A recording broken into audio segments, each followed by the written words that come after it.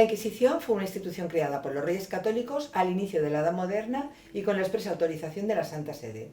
Este tribunal, en manos de los dominicos, se financiaba con el dinero y los bienes recaudados de las multas y confiscaciones que se hacían a las personas denunciadas. En el Reino de Valencia y en el siglo XVII, bajo el reinado de Alfonso XIII, la Inquisición dictó más de 3.600 autos de fe. La ciudad de Valencia, junto con la de Sevilla y Toledo, tuvieron una especial relevancia en esta época. La mayoría de los autos de fe que se hicieron tuvieron como objetivo la persecución a sodomitas, sacerdotes solicitadores y también por brujería. Uno de los sucesos más enigmáticos y desconocidos de esta época de la Inquisición se dio en la provincia de Castellón. Realmente se conoce muy poco sobre este asunto, más allá de la aparición entre 1610 y 1630 de una figura adscrita probablemente al Santo Oficio y que, según se ha podido extraer de relatos de la época, era un personaje realmente sanguinario. A esta figura se le atribuye la mayor matanza cometida por la Inquisición en el Reino de Valencia durante el siglo XVII.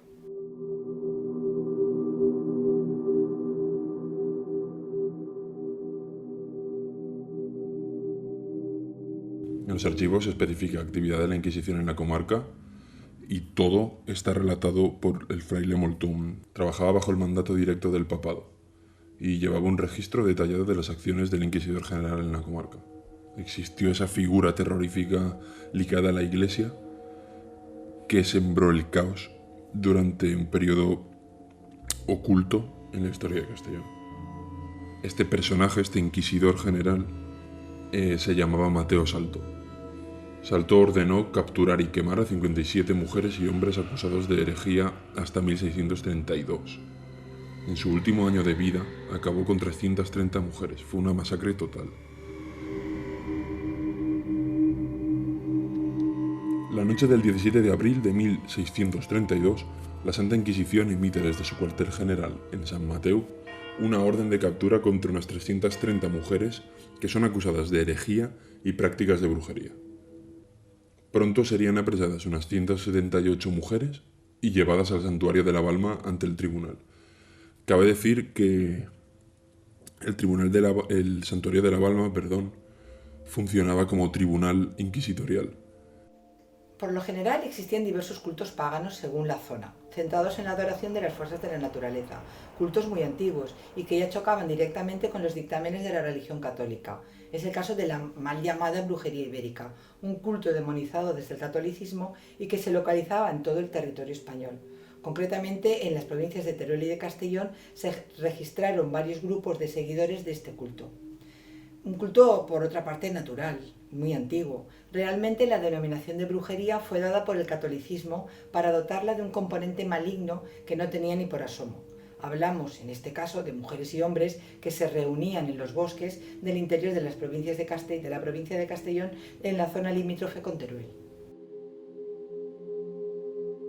Se puede decir que el catolicismo, a través de la Inquisición, se encargó de demonizar sus prácticas, añadiéndoles la concepción oscurantista, pero nada más lejos de la realidad. Las familias en los núcleos rurales, ante el desamparo que sufrían por parte de la Iglesia, de la Inquisición, de los gobernantes, tenían negocios con el gremio de contrabandistas aragoneses que les facilitaban los suministros para sobrevivir. La vereda de los contrabandistas es uno de los puntos con mayor actividad en cuanto al tráfico de mercancías de la época. Entre 1589 y 1693 fue la actividad de contrabando en el interior de Castellón la que se desarrolló de forma continua. Las detenciones registradas no reflejan ni por asomo la realidad. Hay que tener en cuenta que partía de Caudiel, pero avanzaba por senderos poco transitados por la población del momento. Transitaban por caminos de montaña y llegaban hasta lo que ahora conocemos por el Parque Natural de la Tinança de Benifassar. A partir de ahí, los contrabandistas se las arreglaban para seguir hasta el norte de Cataluña, por donde llegaban hasta la frontera francesa. El recorrido pasaba por todo el interior de Castellón. Lo establecieron así para evitar los caminos por donde solían transitar las autoridades. Los contrabandistas tenían zulos a lo largo de todo el recorrido, donde escondían su mercancía. Luego, en puntos concretos, hacían sus negocios, pero en la mayoría de ocasiones la vereda se utilizaba para exportar e importar mercancías en el país provenientes de Francia.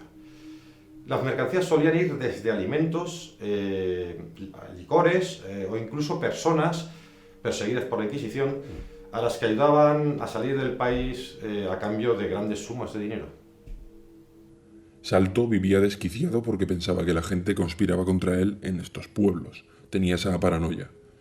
Y él mismo daría órdenes para interrogar a estas mujeres y quemarlas en lo alto del santuario de la Balma.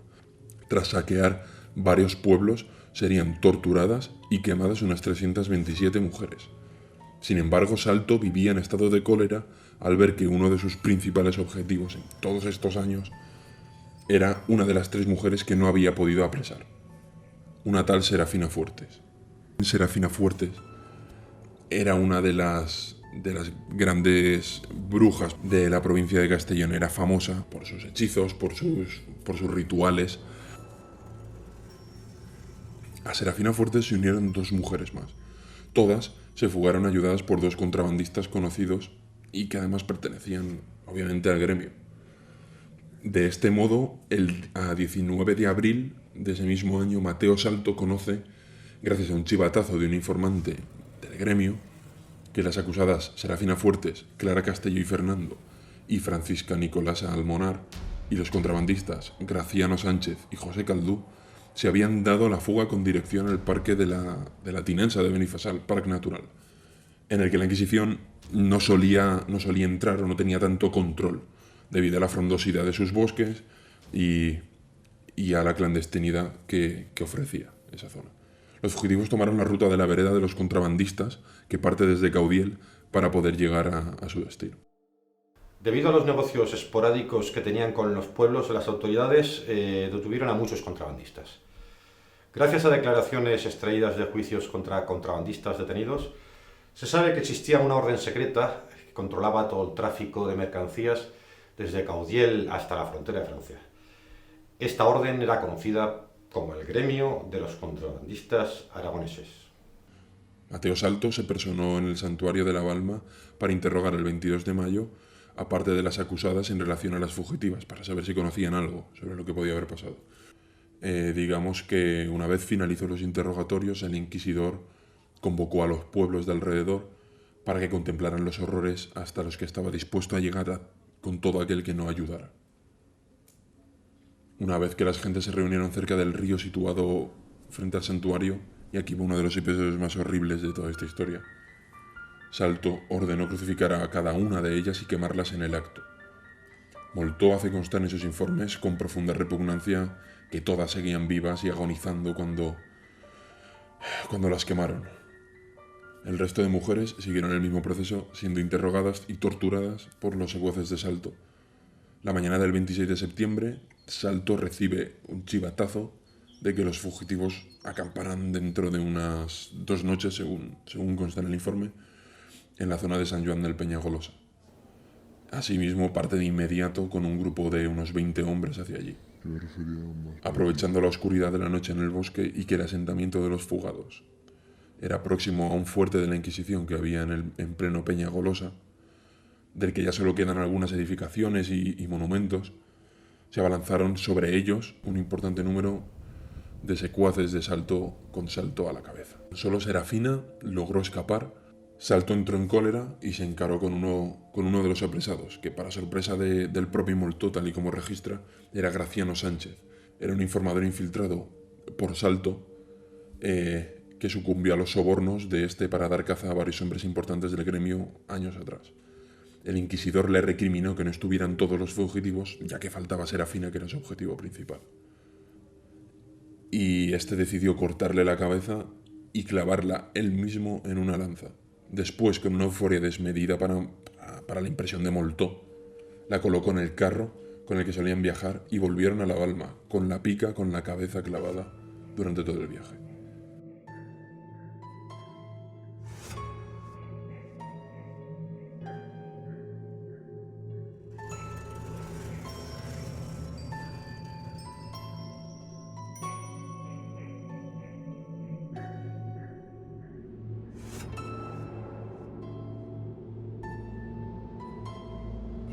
El siguiente documento de registro que conservamos en la iglesia ya es del 1632 aproximadamente, y Moltó, mediante los informes de esta fecha, indicó que Salto le había prohibido redactar por un tiempo las acciones que...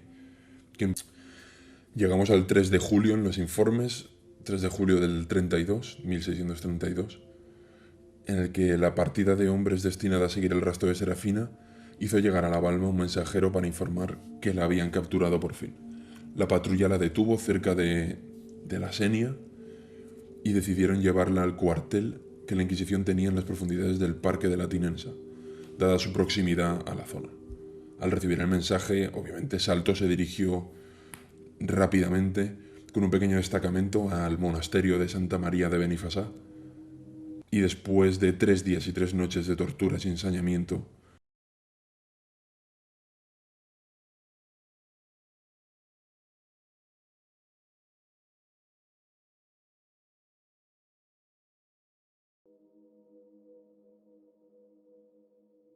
Fuertes murió quemada en el patio exterior del cuartel, siendo la última víctima de Mateo Salto. Tras el horror sembrado por Mateo Salto, Moltó se decidió volver a informar al papado que esta vez por fin le ordenarían acabar de una vez por todas con Mateo Salto para poder cerrar el episodio del trienio oscuro de Castellón y pasar página. El sobrecogedor testimonio que nos dejó Moltó en estos informes indica que en los últimos estertores del inquisidor general pudieron verse sombras alrededor de las llamas mientras Salto maldecía a los presentes acusándolos de herejes. Salto repetía una y otra vez ser el elegido por un ser superior a cualquier dios digno de adoración de los presentes.